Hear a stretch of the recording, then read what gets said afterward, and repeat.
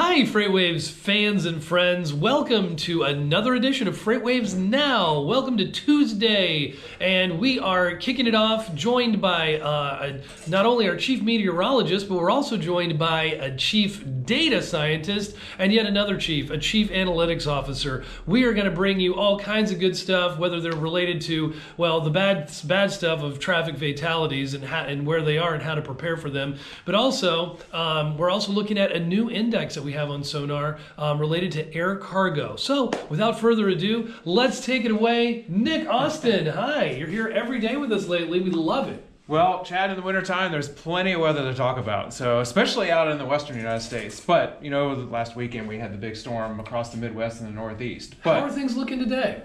The West Coast is still the focus because along the coastal areas of California, we're going to see a lot of heavy rain and potential for flooding. Possibly in the LA market, which has been a heavy head haul market recently.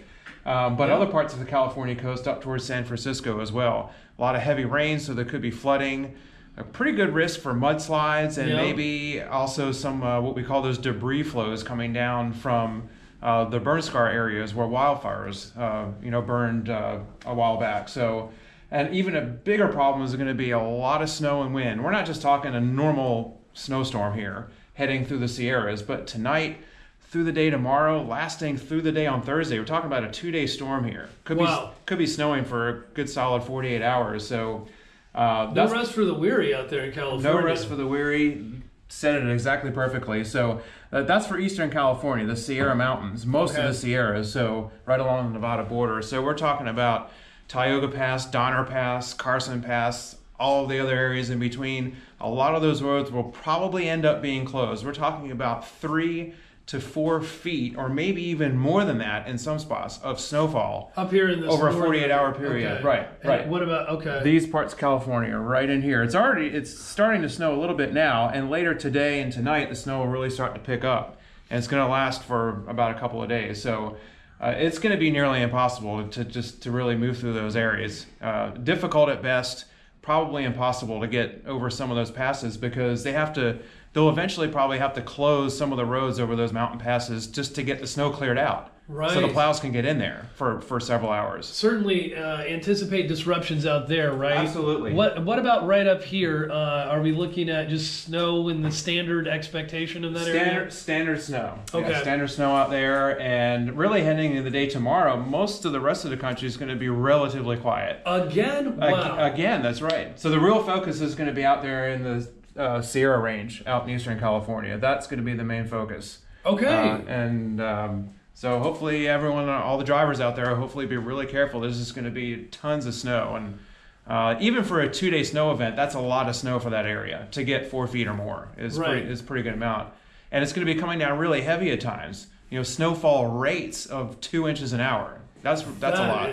That is really, that's heavy. Well, thanks, Nick.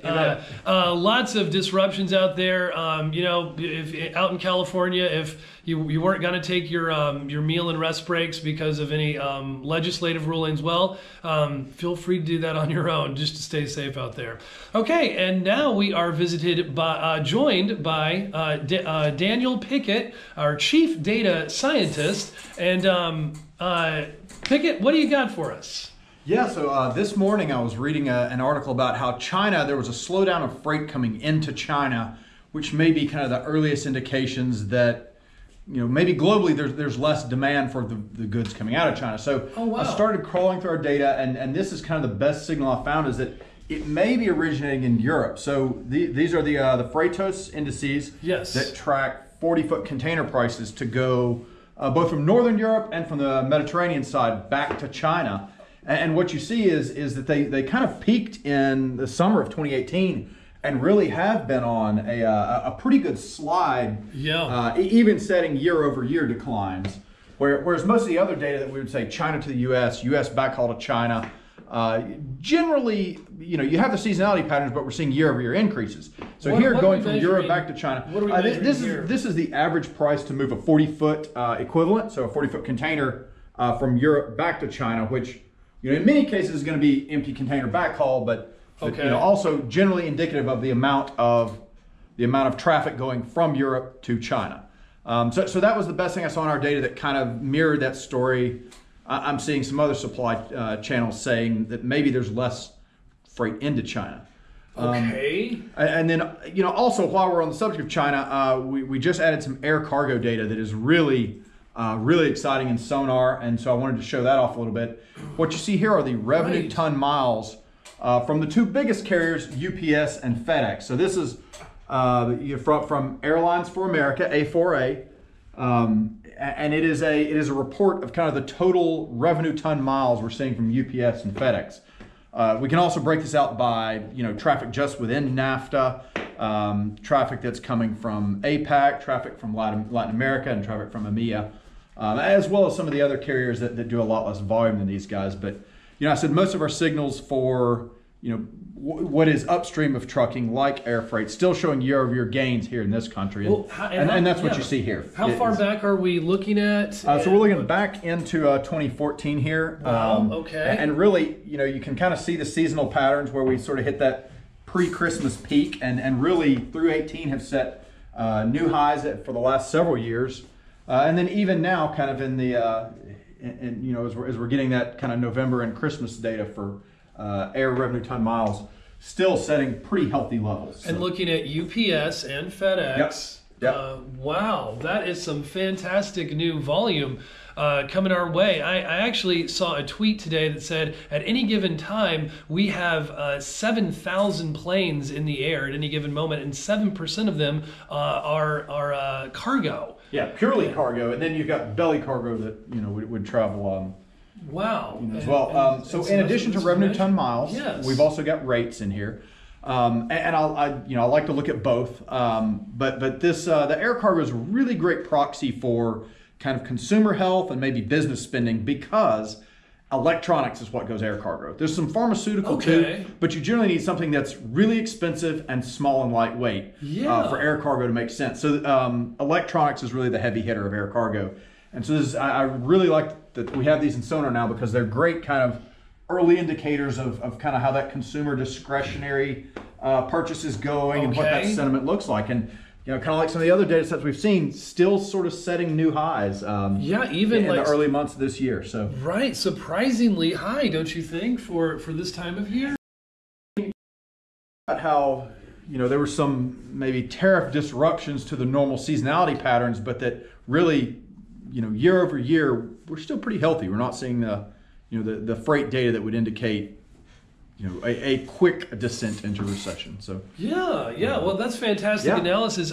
Actually, I had a question going back to your very first chart. That's maritime that we were looking at. We looked at was maritime rates. So is that an early indicator, do you think? Is that what we're looking at? Is that kind of why the article I read this morning, as well as kind of our own data, suggests that maybe Europe is seeing some softness, and that's showing up in kind of the rates to take empty containers back to China from Europe.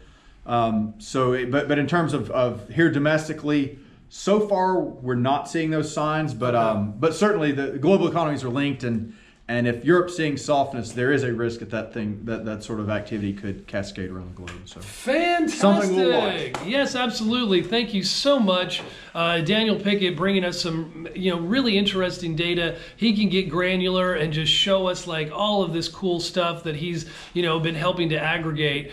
I think that it's useful to see like not only our picture in the U.S. but also just obviously whenever we have data that can represent things like globally, then that really helps from our kind of macroeconomic perspective.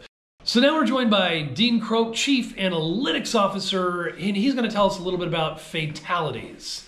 What do you got for us, Dean? Thanks, Chad. So in our SONAR data set, we've got a couple of tickers. One talks about the number of fatal accidents involving commercial trucks each month. Now, there's no assignment of fault, so we're not suggesting that the truck drivers were at fault here, but it's just the total count of accidents involving a commercial vehicle. It averages about 430 per month.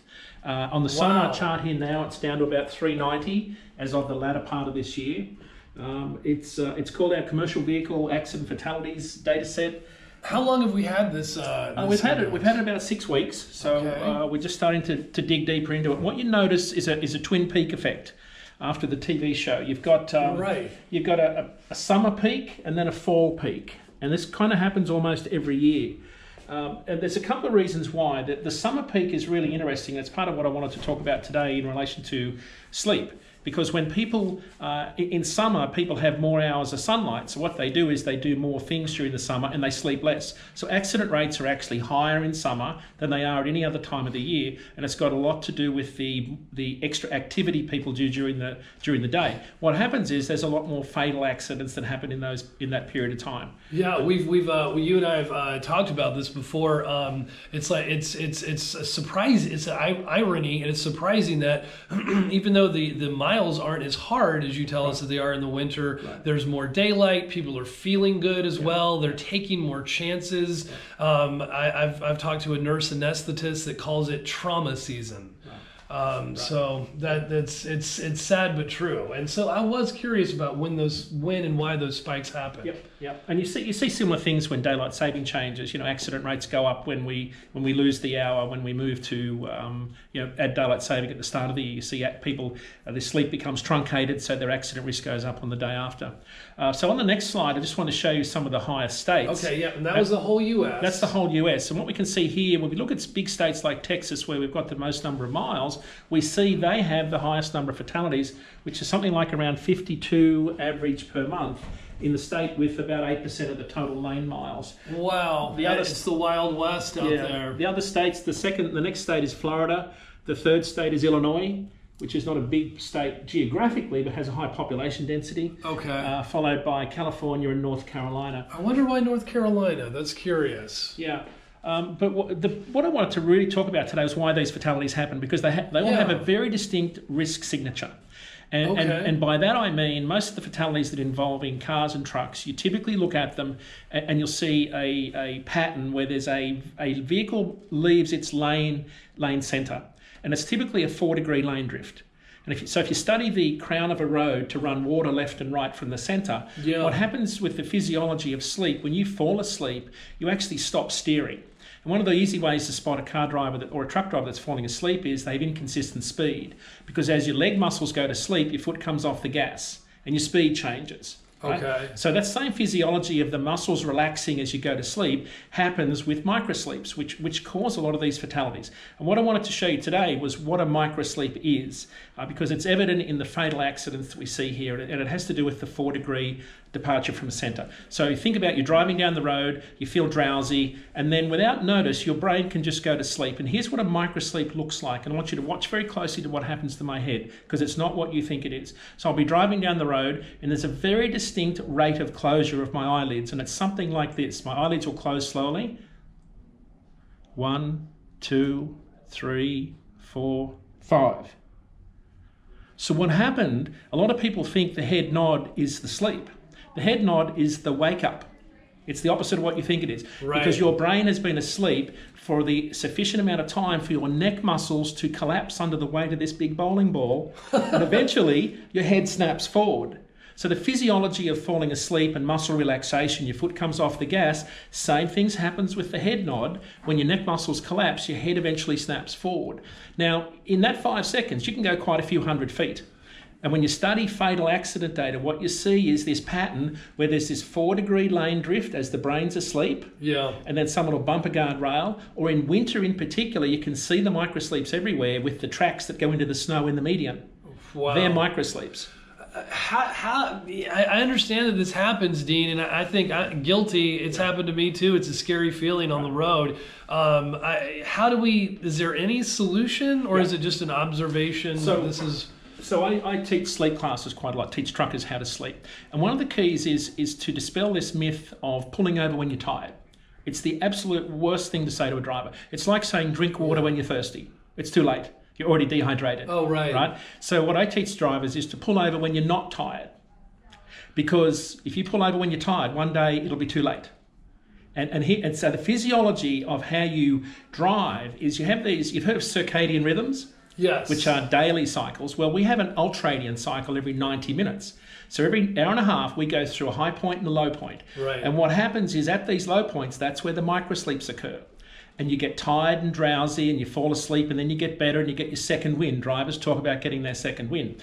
So what I teach drivers to do is to listen to their bodies and make a mental cue when the high point occurs, and then before the next 90-minute low point hits, get out of the truck and have a break. Change your operational environment, get out and stretch, have a cup of coffee beforehand, what it is, so that the next low point you flatten out.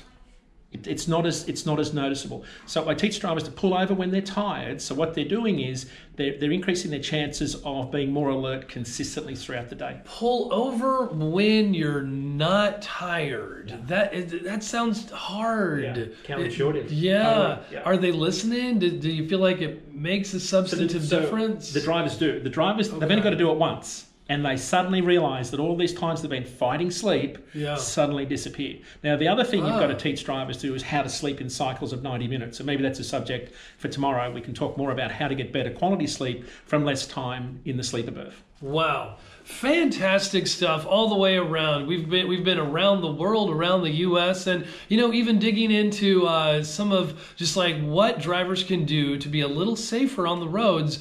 It's the wintertime. There aren't as many major accidents, but there's still hard miles. And hopefully you've been alert and awake. And that was some good video with you watching Dean nod off. And we are trying to bring it to you every single day, keeping you alive and alert and in tune with what's happening in all things logistics. Join us every business day on FreightWaves Now. We come out at 4 o'clock, my favorite time of the day. And and check us out on Twitter. Check us out on FreightWaves.com. And be safe out there. Don't worry. Be happy.